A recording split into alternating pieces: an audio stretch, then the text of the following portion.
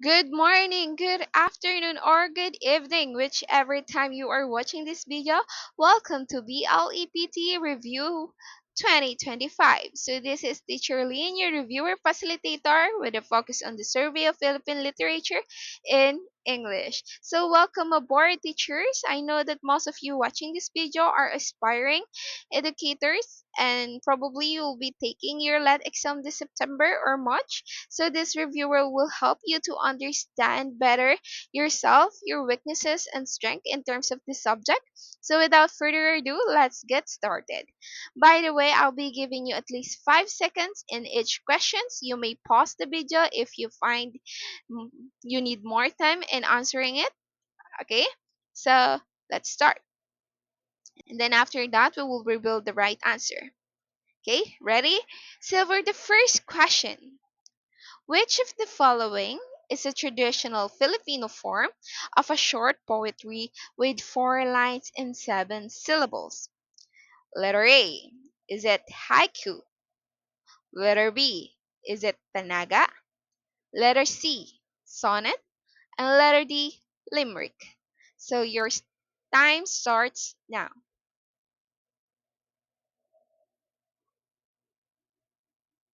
Okay. So the right answer is letter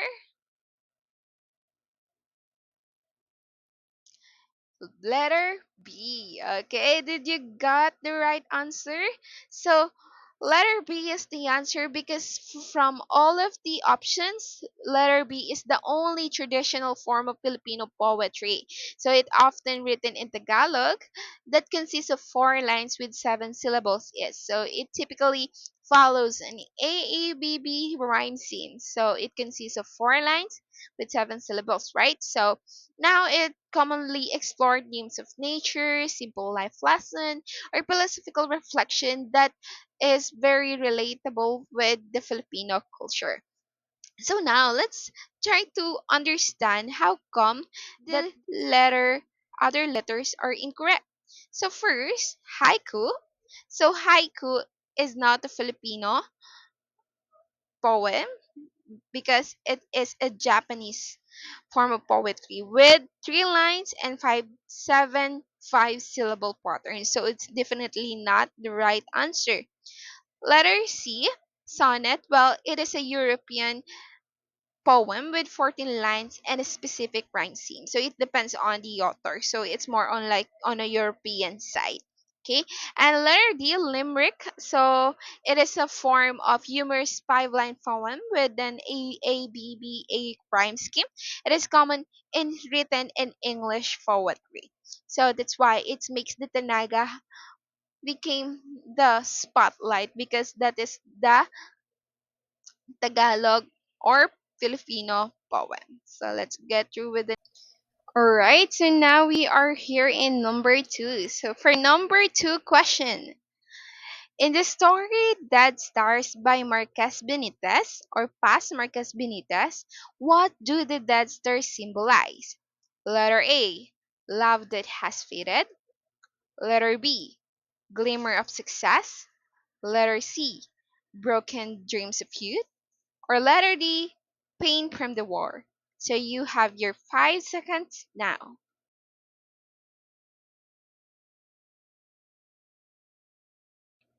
Alright, do you get the right answer?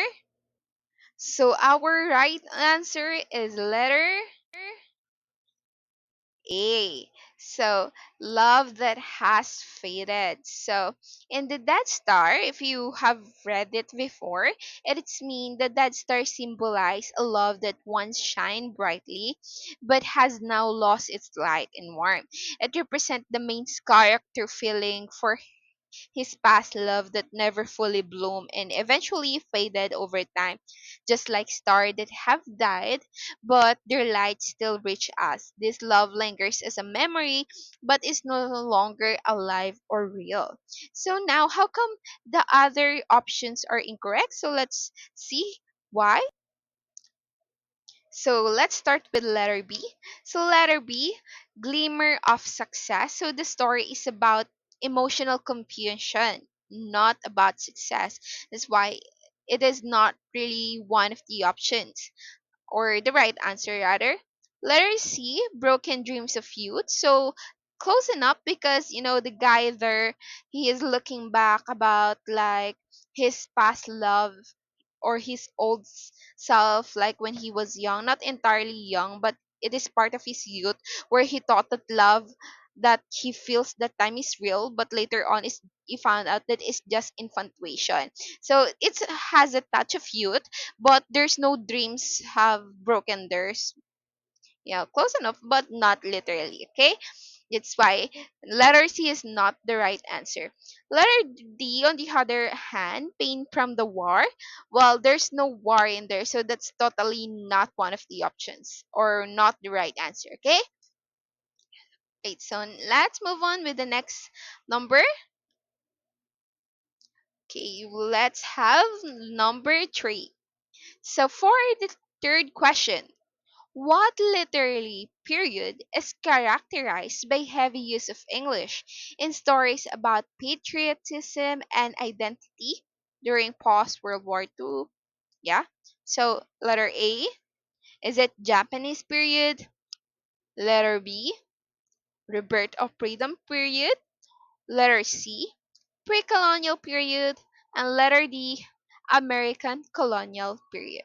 So your timer starts now.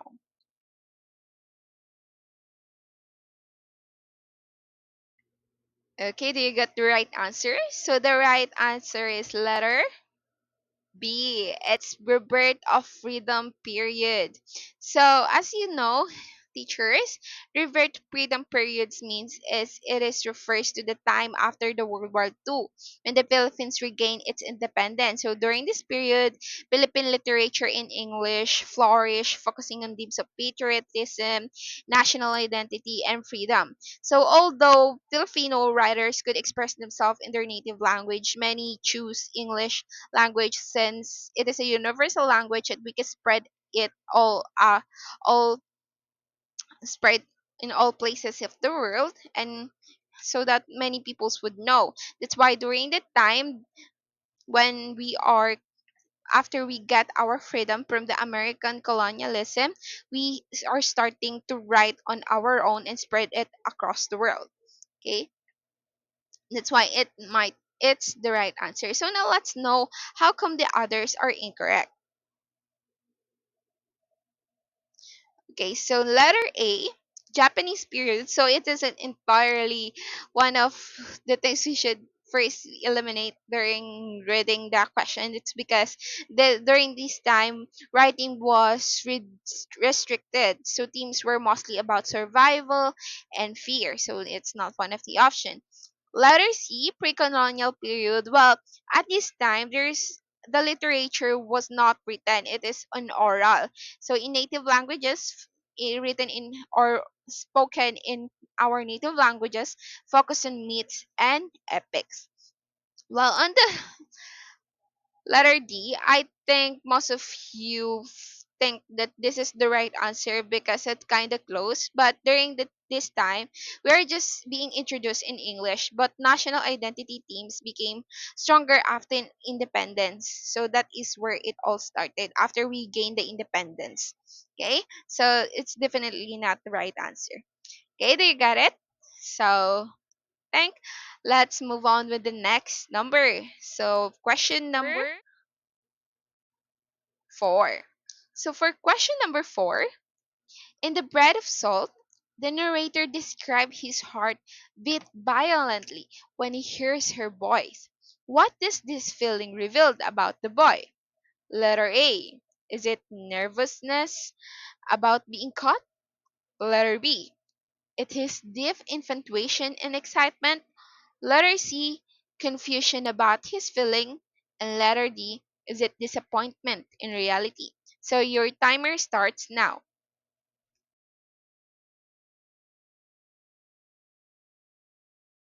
Okay, do you got the right answer? So the right answer is letter B. His deep infatuation and excitement. So the praise his heart beat violently when he hears her voice shows that the boy is feeling intense emotion. So this kind of strong heartfelt is usually linked to excitement and attraction. So it reveals that the boy has a deep infatuation for the girl, meaning he is emotionally drawn to her and feels excited whenever she is near or speaks to him. This reaction reflects the boy's youthful feelings of love and admis admiration rather. Okay, so that is why it makes the right answer. Now let's move on. How come the other options are incorrect? So for the first one, letter A, nervousness about being caught. So that is not the really intention of the boy. So no one's being sneaky there. So that is not the right answer. Letter C, confusion about his feeling. He's not confused, just deeply infatuated. Letter D, disappointment in reality. So, well, that comes later, but not specifically on this part of phrases. Okay? So, that's why the letter B is the right answer. Okay? Now, let's move on with the question number 5. So, in question number 5, what is considered of the first literary work ever written in Philippine English literature? Letter A, is it The Philippine A Century Hence? Letter B, Footnote to Youth. Letter C, Dead Stars by Paz Marquez Benitez. And letter D, The Wooden Who Had Two Navels. So now you have your 5 seconds. Okay, do you get the right answer? So the right answer is letter C by Paz Marquez Benitez, which is Dead Star.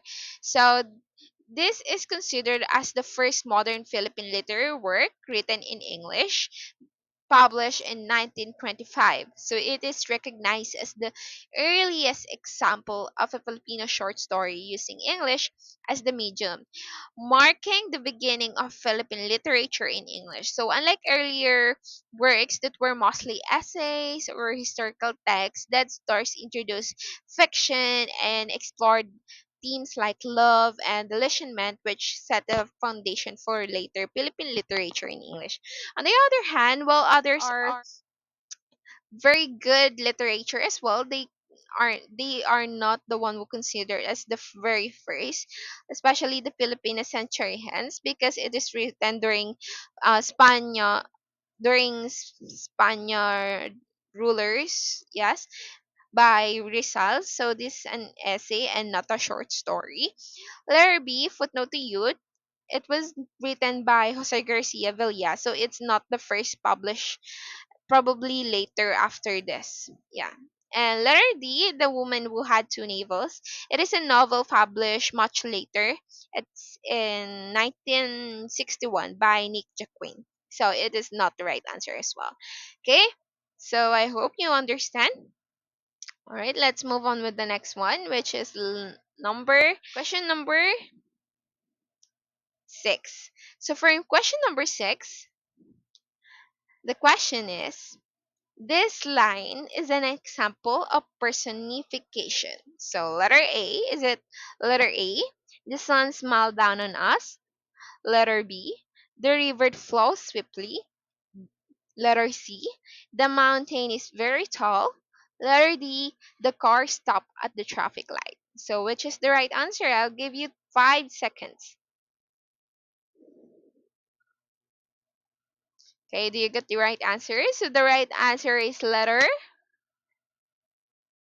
Do you have any guess? It's letter A. The sun smiled down on us. So this letter A is a personification. It is a figure of speech that is used to attribute human characteristic to something that is not human. It can also be used to personify an abstract quality. So how come the other answers are incorrect? So let's find out. So letter B, the river flowed swiftly. Do you see any description there that attributes to human? Is there any alike or something? There's none, right? So definitely not the right answer, because it just only use description which is can really seen by river like the flow, something like that. Letter C, on the other hand, the mountain is very tall. It is a factual, so there's no personification. It's just a description as well, so not the answer again. Letter D, the car stopped at the traffic light. So mechanically possible, but not personification because the car stopped at the traffic light. So yeah, right. So I hope you got the right answer. Are you ready for the next question? For the next question, it's number 7. Okay, for number 7, this period in Philippine literature is filled with political writings such as essays and satires. So, what is the correct answer? Letter A. Is it Spanish colonization? Letter B. Japanese colonization? Letter C, American colonization, or letter B, nationalistic period. So you have 5 seconds to guess your answer. Okay. Okay. What is your answer? So the right answer is letter D, nationalistic period. So during this time, in Philippine history, it also known as the propaganda movement or the nationalistic propaganda and revolutionary period. So it spanned roughly from 1864 to 1896. The period saw a surge of Filipino nationalism as Filipino began to question their status under Spanish colonial rule. So they thought about like, oh, this is unfair. We are Filipinos, but we live not Filipinos. We don't own the country, even we are Filipinos. So that is why they are writing some movement about revolutionary or changing the government, something like that. So now let's explore why some of the answer are incorrect. I think there's a tricky question out here. So let's identify why. So for question number 7, letter A, it is a Spanish colonization. So long period, but early literature was mostly religious. It is not yet in a full blast. Okay. Letter B, Japanese colonization. So literature was censored. Themes were nationalism, but limited expression. So not the answer. It's definitely banned. The literature at the time was banned. Yeah. And letter, but some did in secret.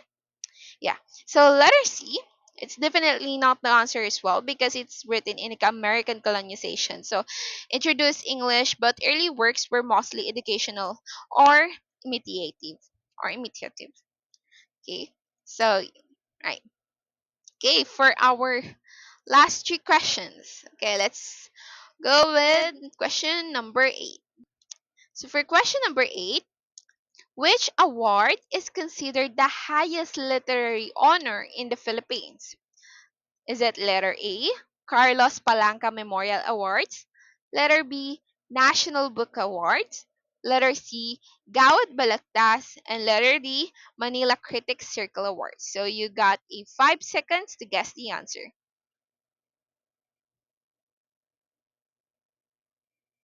Okay, so the right answer is letter A, it's Carlos Palanca Memorial Award. So that is the right answer. Because Carlo Palanca Memorial Awards for Literature are the most prestigious literary competition in the Philippines. So it recognizing and honoring Filipino writers, poets, and playwrights for their outstanding work. So it is often referred to the or to as the Pulitzer Prize of the Philippines. So now let's find out how come the others are incorrect. So first of all, let's start with letter A, National Books Award. It is also prestigious, to be honest, but it's mostly for published book, not individual literary pieces. Okay. So letter C, Gawad Palagtas, actually they are sometimes okay, I'm sorry if there's a white mark there, but the right answer is Carlos Palanca Memorial Awards, okay? So, sometimes Gawad Balagtas and Carlos Palanca Memorial Awards are mistaken, it's because they almost have the same level. But the Carlos Palanca Memorial Awards gain a more prestigious awards. Okay.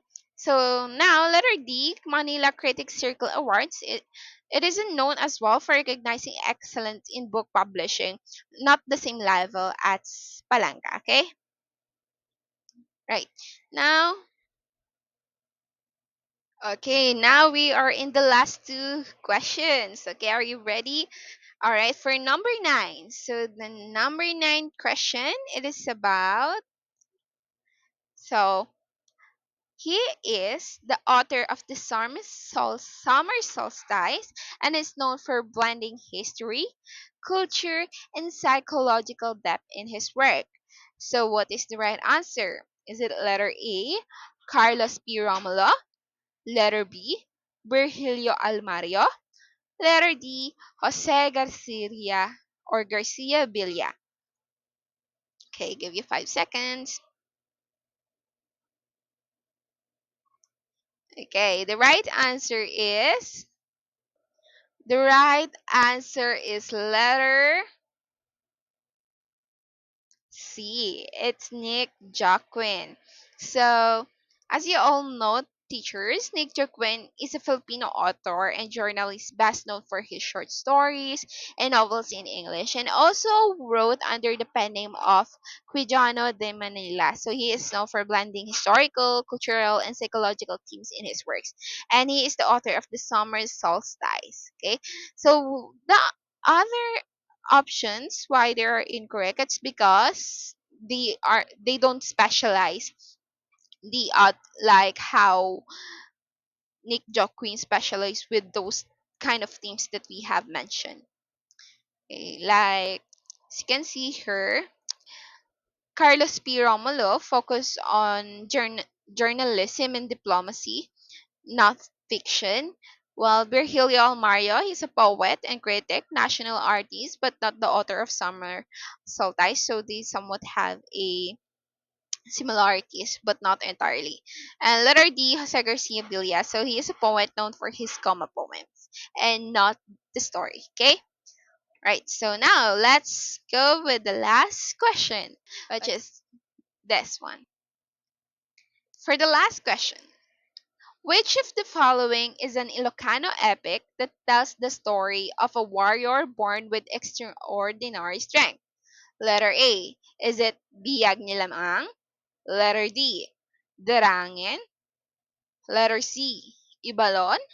And letter D. Hinilawod. Okay, your timer starts now. Okay, you got the right answer? The right answer is letter A, it's Biyag ni Lamang. So Biyag ni Lamang is a epic story from Ilocos region of the Philippines.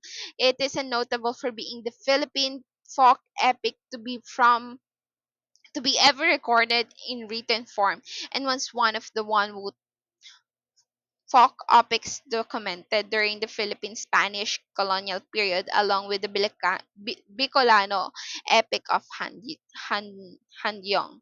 Yeah. So now, how come the others' answer are incorrect? Of course, this heroes or folk stories are from different region. They are not from Ilocos. Letter B, which is Tarangan, is from Maranao, epic from Mindanao. It is centered um on the hero Bantwagan, if I remember. Yes. Letter C, Ibalon. So Ibalon naman, it's Bicolano epic featuring three heroes. Yeah. And the letter D, Hinilawot. So it is from a Bisayan epic from Panay about three brothers will go on a magical journey. So yeah, that's why they make the wrong answer. Okay. All right. So that's the end of our rec- review session for today. I hope that you learned something and I hope you find your strength and weaknesses by this review session. Again, thank you everyone for watching and taking time with me. So that's all. I am rooting for your success in your upcoming LET exam. So let's go everyone. So thank you for watching. For more updates and be just like this, don't forget to like and subscribe. So that will be all. Thank you and have a good day.